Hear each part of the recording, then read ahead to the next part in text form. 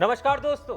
साल 2024 के लोकसभा नतीजों ने समाजवादी पार्टी जैसी राजनीतिक पार्टियों में नई जान फूंक दी, जबकि बहुजन समाज पार्टी जैसी अन्य पार्टियों को और मुश्किल में डाल दिया है। उत्तर प्रदेश ने इस चुनाव में कई चौंकाने वाले नतीजे दिए हैं, लेकिन चंद्रशेखर आजाद के उभरने को सिर्फ एक तुक्का कहना गलत होगा। भीम आर्मी के प्रमुख और आजाद पार्टी के सह संस्थापक की नगीना लोकसभा क्षेत्र से जीत, जो कि प्रधानमंत्री नरेंद्र मोदी की वाराणसी में जीत के लगभग बराबर अंतर से है, दलित मतदाताओं की पसंद में स्पष्ट बदलाव का संकेत देती है कि उनका भावी नेता कौन होगा। दशकों तक मायावती ने उस स्थान पर कब्जा किया, लेकिन विधानसभा और लोकसभा दोनों चुनावों में उनकी पार्टी का वोट शेयर कम हो गया है। उनका कुर्सी पर बैठकर काम करने का तरीका चंद्रशेखर के बिल्कुल विपरीत है, जिन्हें सड़क पर लड़ने वाले के रूप में जाना जाता है। यही विशेषता उन्हें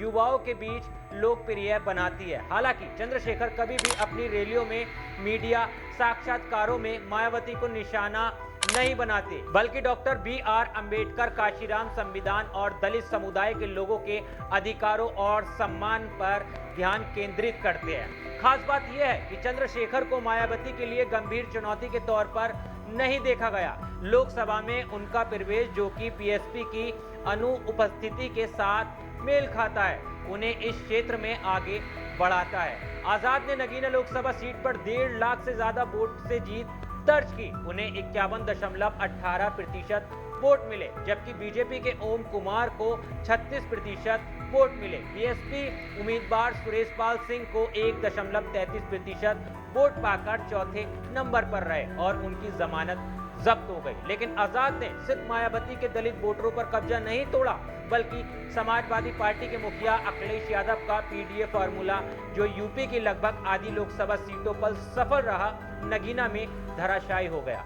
आजाद ने दलित और मुस्लिम मतदाताओं को लामबंद किया, जिसके परिणाम स्वरूप समाजवादी पार्टी के उम्मीदवार मनोज कुमार केवल 10.2% वोट ही मिल पाए। नगीना निर्वाचन क्षेत्र में 20% दलित हैं, जिसमें बड़ी संख्या में जाटव शामिल हैं, जिन्हें मायावती का मुख्य वोट आधार माना जाता है। निर्वाचन क्षेत्र में मुस्लिम आबादी लगभग 40% है। आजाद इंडिया ब्लॉक का हिस्सा नहीं थे। अखिलेश यादव के साथ गठबंधन की बातचीत विफल हो गई थी। वह इस चुनाव में अपनी पार्टी के एकमात्र उम्मीदवार भी थे। इसके अलावा आजाद को कई बार जेल भी जाना पड़ा है, जिसमें CAA विरोध प्रदर्शन में भाग लेना भी शामिल है। इन सब के बीच उनकी जीत मायावती के बाद समाज के हाशिए पर पड़े वर्ग के बीच एक नए नेता के उदय का प्रतीक है। पहले आजाद को उनके अंतिम नाम रावण से जाना जाता था, लेकिन साल 2019 के चुनाव से पहले उन्होंने इसे छोड़ दिया, क्योंकि वे नहीं चाहते थे कि चुनाव राम और रावण समर्थकों के बीच ध्रुवीकृत हो जाए। आजाद ने साल 2014 में भीम आर्मी की स्थापना की और उनका संगठन पश्चिमी यूपी में हाशिए के बच्चों के लिए कई स्कूल चलाता है। साल 2016 में दलितों ने उनके गांव घड़कौली के प्रवेश द्वार पर एक बोर्ड लगाया, जिस पर लिखा था द ग्रेट चमार डॉक्टर भीमराव अंबेडकर गांव। नगीना में आजाद की जीत बेहद महत्वपूर्ण है, क्योंकि साल 2009 तक यह बिजनौर लोकसभा सीट का हिस्सा था, जहां से मायावती चुनाव जीतकर सन 1989 में लोकसभा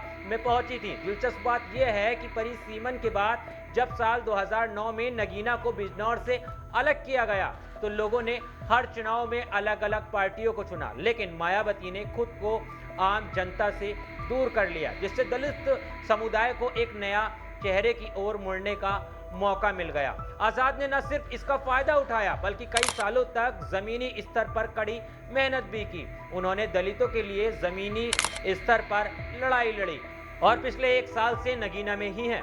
अब वे मायावती के लिए नई चुनौती बन गए हैं। नगीना में मेरे चुनावी दौरे के दौरान ये साफ तौर पर देखा गया कि किस तरह से आजाद ने एक बड़ी आबादी को अपने पक्ष में प्रभावित किया है। दलितों में मायावती के खिलाफ गुस्सा था, क्योंकि वह उनके मुद्दों को उस तरह से नहीं उठा रही थी जिस तरह से आजाद उठा रहे थे।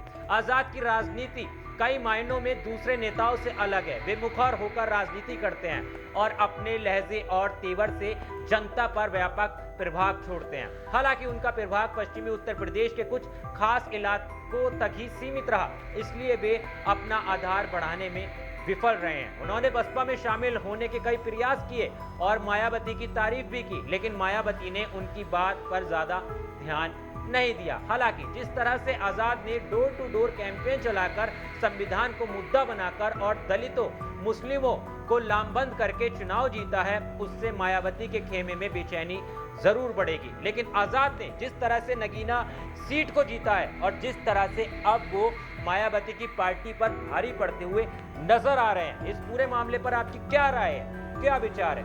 एक बार हमें कमेंट्स बॉक्स में जरूर बताना। देश और दुनिया की तमाम खबरों के लिए मेरे चैनल को भी फॉलो कर लेना। मिलता हूं आपसे किसी और वीडियो में। जय हिंद।